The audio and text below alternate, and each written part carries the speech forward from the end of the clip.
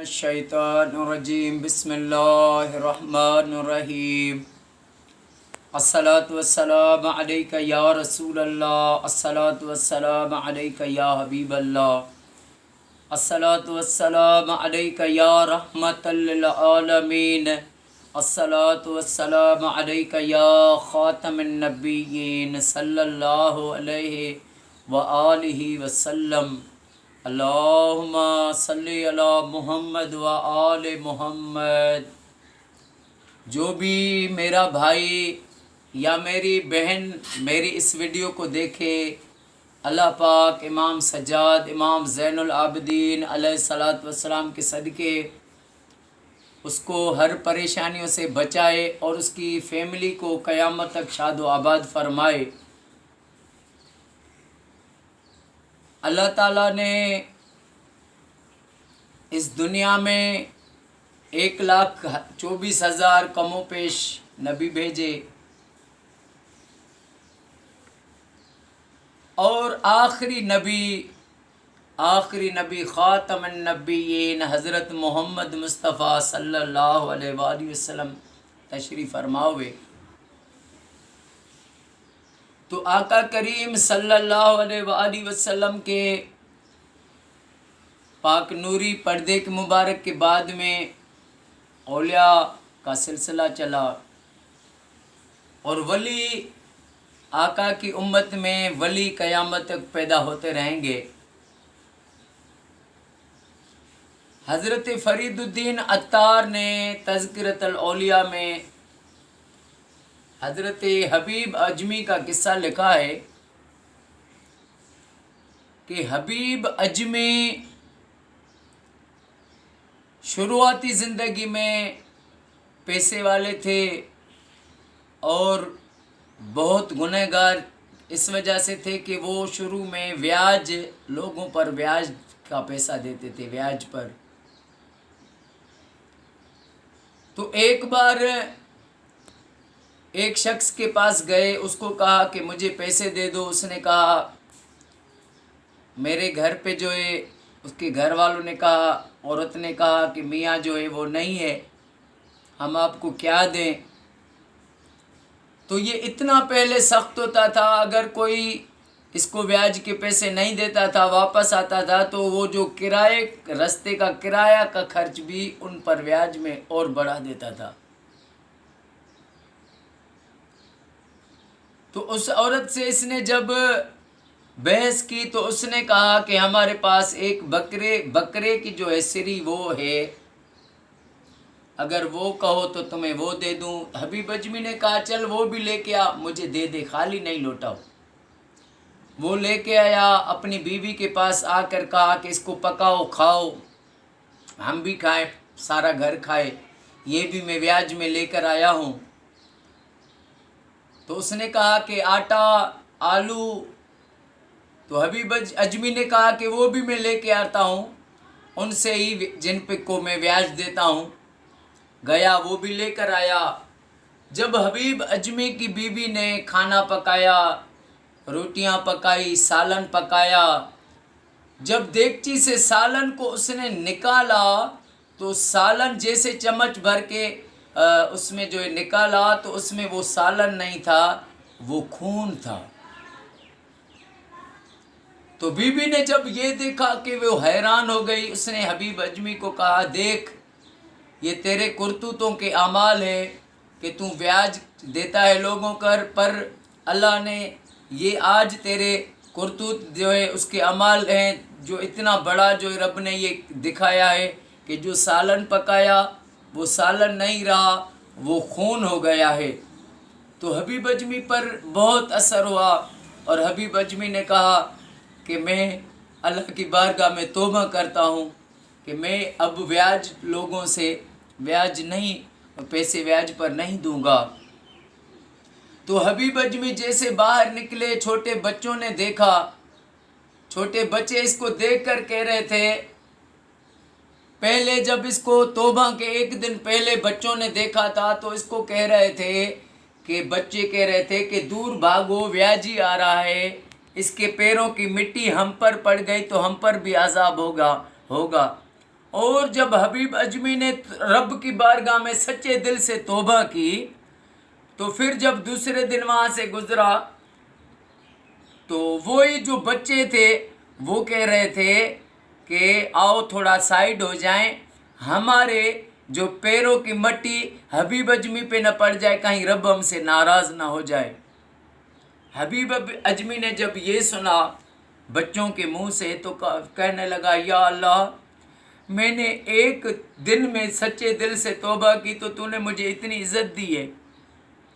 پھر حبیب اجمی نے اعلان کرایا کہ جس کو میں نے بیاج کے جو پیسے تھے وہ سب میں نے سب کو چھوڑ دیے، میں توبہ کیے رب کی بارگاہ میں کبھی ایسا کام نہیں کروں گا۔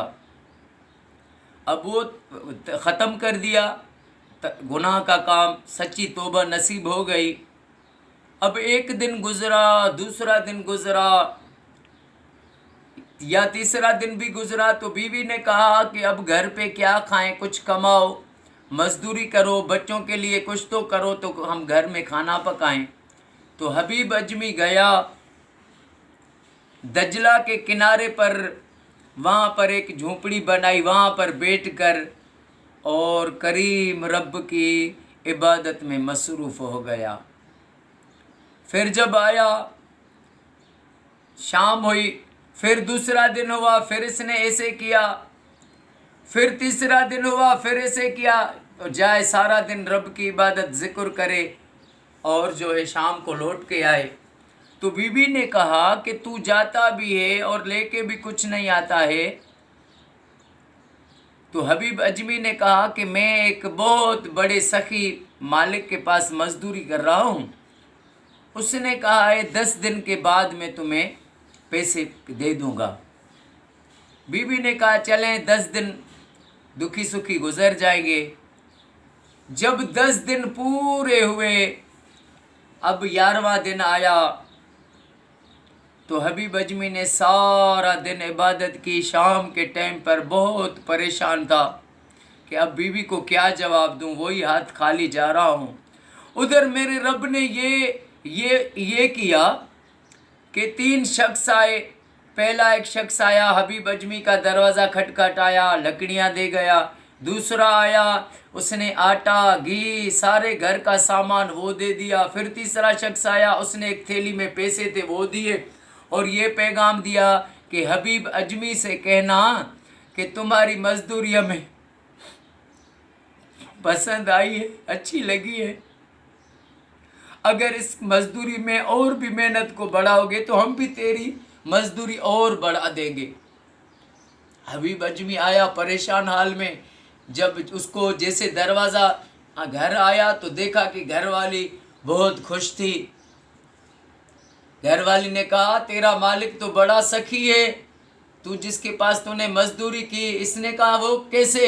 کہا یہ دیکھو سامان، یہ لکڑیاں بھیجوائی، یہ راشن دیے اور یہ جو پیسے بھی بھیجوائے۔ کہا کہ حبیب سے کہنا کہ تو اور اگر مزدوری میں محنت کرے گا تو ہم تیری اور مزدوری بڑھا دیں گے۔